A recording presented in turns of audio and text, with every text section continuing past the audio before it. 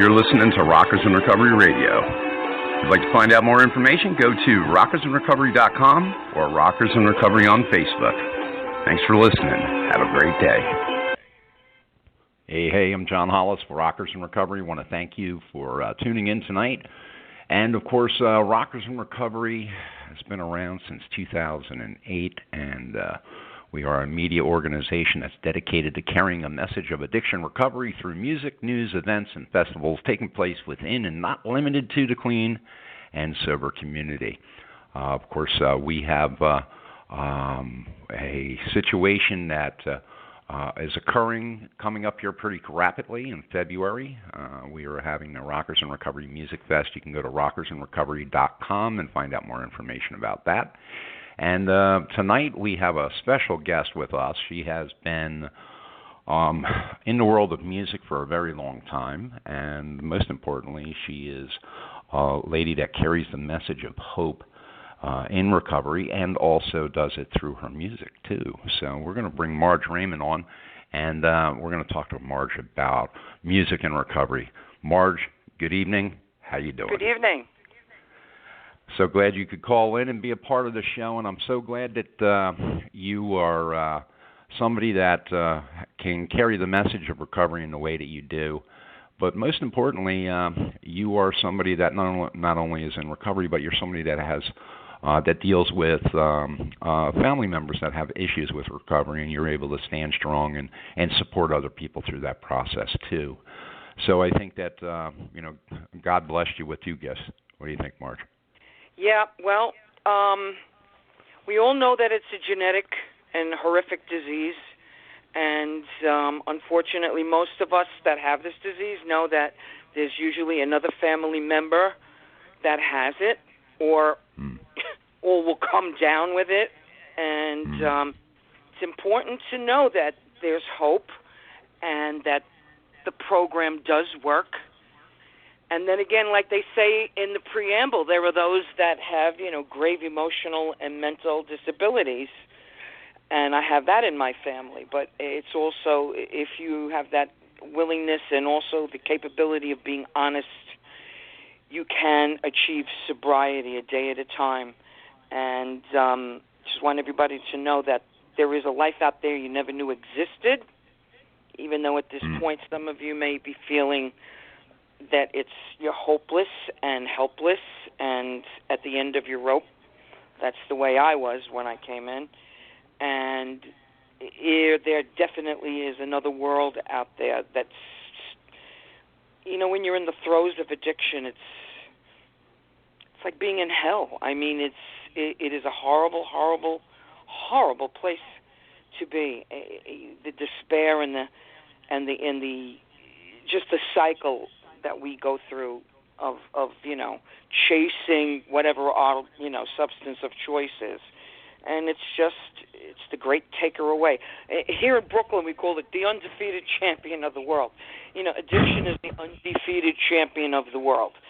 You try to fight it, you try to control it, you try to, go in the ring with it and, maybe KO, there's no way. The only way you can win is by surrendering. So that's the way we get to be a winner in here, is by surrendering. And, it does work, and there is a life out there that you never knew existed.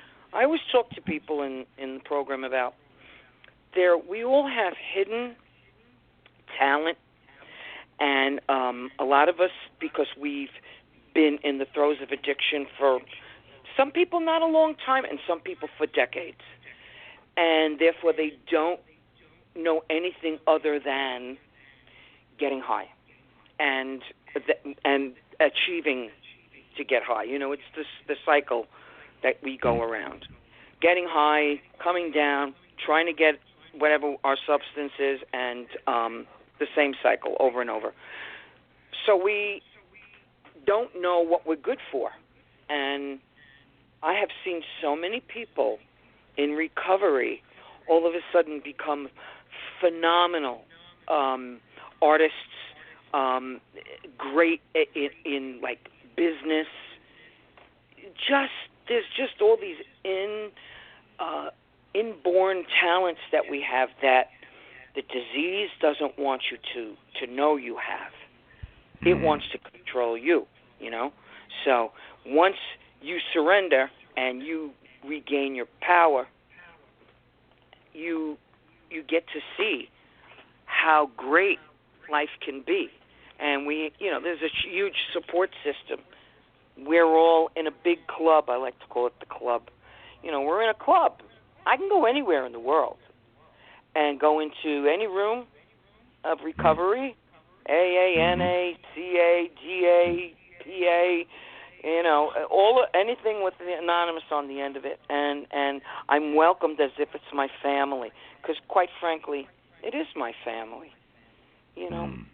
Addicts really only can talk to another addict about how they feel and the fear that we're fear-driven. So the average person that doesn't have addiction, they don't know what we're talking about when we talk about fear, So, but to another addict, oh boy, we all nod our head and we sure do know. So that's why it's very important to get yourself a home group, get yourself a sponsor, talk about everything that's on your mind, even if you think it's the stupidest thing in the world. Nothing is stupid to us because, we blow things up big and out of proportion. And only really another person in recovery will understand it and can help you get through it, So I'm so grateful to have my sobriety and to be able to carry the message with and being a musician as well. I mean, that's a rough area of an industry to be in. Now it's kind of like vogue to be, sober and be a musician. But when I first came in, my sober date is March 26, 1982. I mean, it was insanity back then. 70s? Oh, my God. And into the early 80s, it was just, everybody in the 70s was just, getting high. Off the chain. On everything. It was off the chain. Yeah. It was crazy. What was it like? I mean, as far as the music aspect of it, let's do this. How did you get started in music? It was a luck factor. First of all, I'm very blessed to have a gift, which is my voice, my singing voice. It's just inborn. I'm born with it. It was evident, in report cards that my mother would get when I was in grade school. I would get up in front of the class, I would sing, I would lead assembly. I was just was something that was just inborn in me.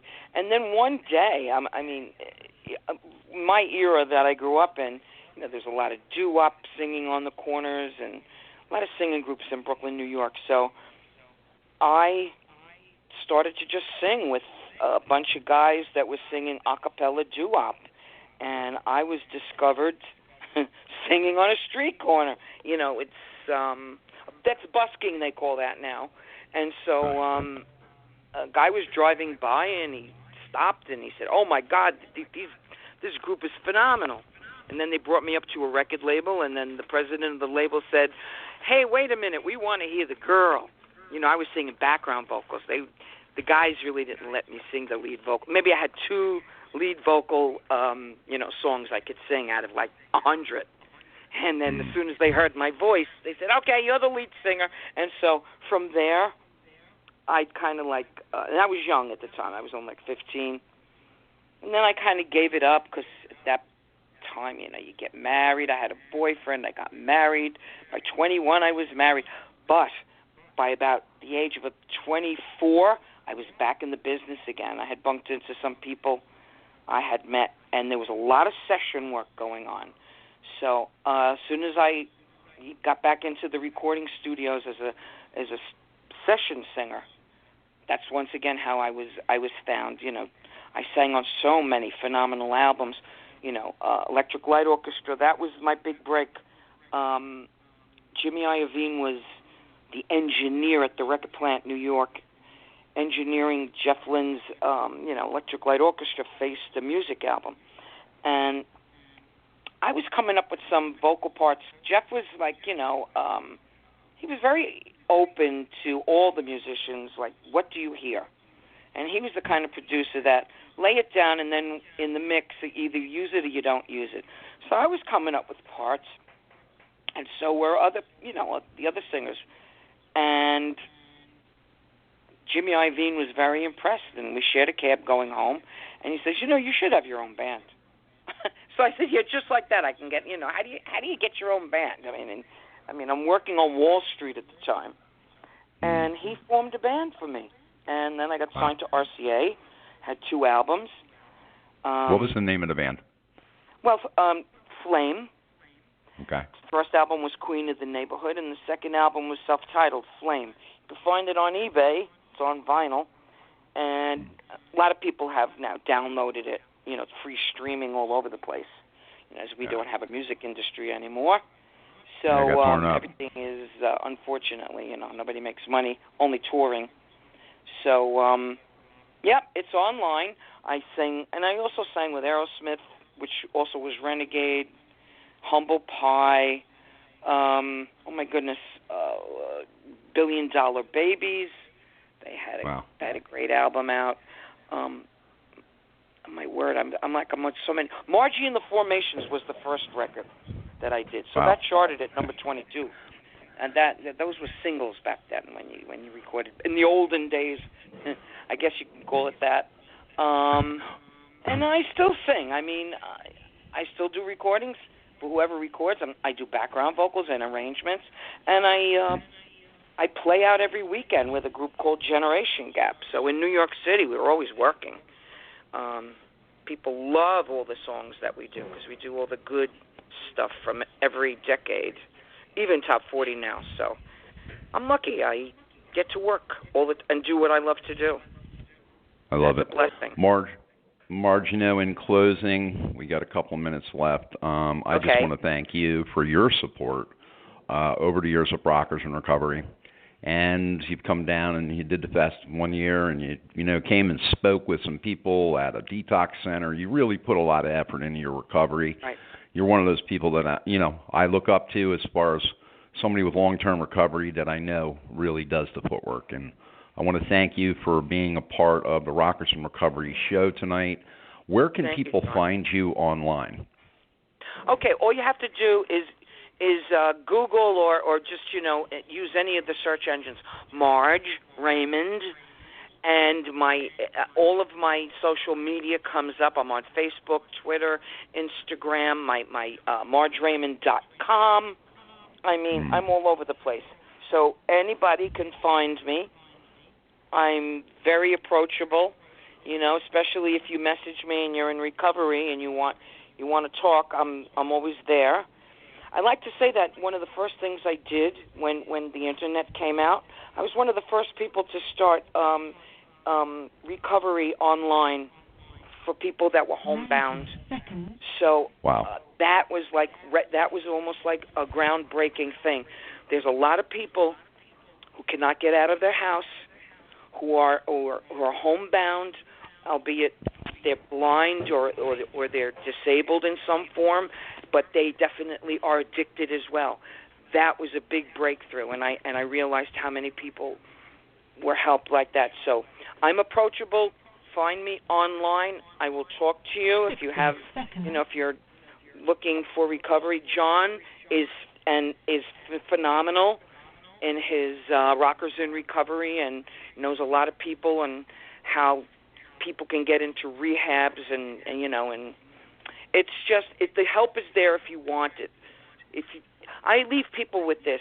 If for whatever reason and the disease has you in its clutches, pray for the willingness to want to get sober, just for the willingness, because it's the grace of God that really can come in and relieve you of this horrific, fatal disease. I hate to say it, but it is fatal. Either you Thank become... you, Marge. You know that. So thank you, John. It was my pleasure to speak, and thank you, and good luck, and all the wonderful things you do for recovery. It's greatly appreciated. God bless, Marge. We'll talk soon. Okay. We'll talk soon. Bye-bye. Bye, everybody. Bye, John.